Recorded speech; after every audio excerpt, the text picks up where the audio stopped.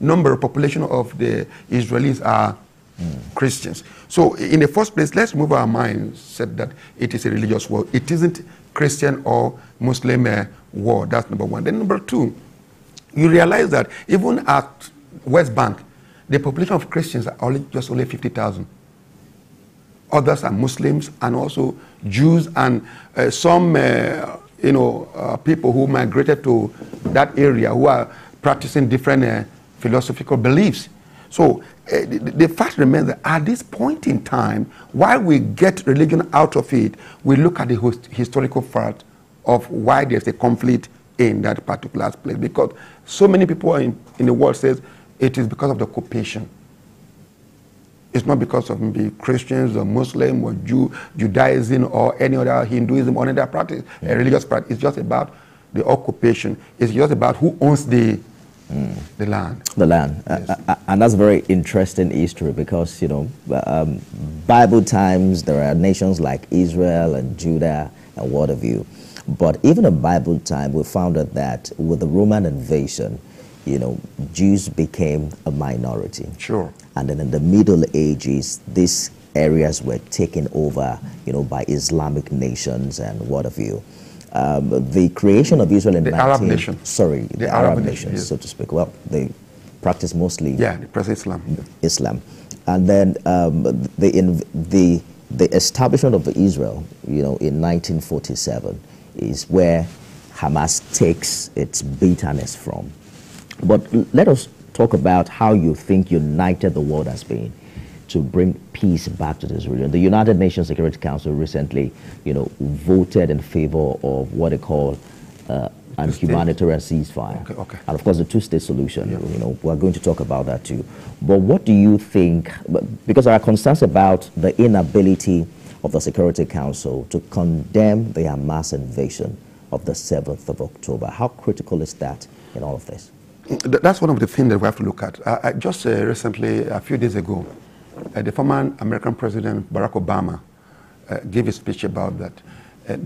In the first place, he is not happy that the conflict is going on and thousands of souls are being wasted who have not these deaths, these people that are wasted, these lives that are wasted, have nothing to do with Hamas either.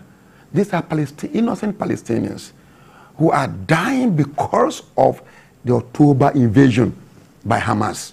So in the first place, like I quote Barack Obama, there was no reason at first why that invasion should take place. And the world's not looking at that. Yes, there have been a conflict of 1 or 2 days over the years because of the Israeli trying to get at Hamas. But that it was not enough for Hamas to have woken up and massacred souls, for which Israel decided to retaliate. Well, the narrative has been, the occupation of what is considered a traditional land by Israel. You talked about how West Bank is occupied. Even Bethlehem is currently occupied by Israel. They say Gaza is like an open prison.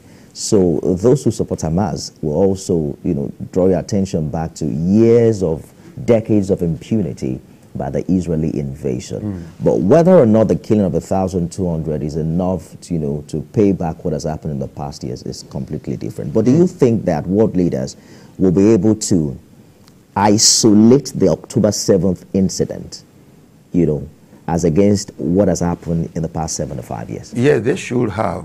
Let me say something. The invasion of Israel by the Hamas, which precipitated all of these conflict, deaths, and the global cry, should be seen this way. In the first place, you realize that the Israeli claim that the land was given to them by God. And anyway, there's a historical fact of that. Then because of the disobedience of the same Israeli people to their God, God gave them out for other nations came and took them away into captivity. And because of these wars and this disobedience of Israel, they have been dislocated.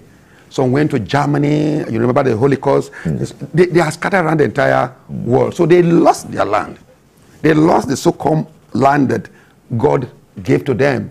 And then other tribes invaded the land and have been occupying the land for many years. But historically, the Bible also said that at a time to come in the future, they will go back to their land, which happened in 1947-48. But don't forget, before they came down, they came back, there were other tribes, Arab tribes, majorly Arabs, who are Muslim, who have been occupying this land. So the United Nations, the Security Council, to me, they are a bit divided.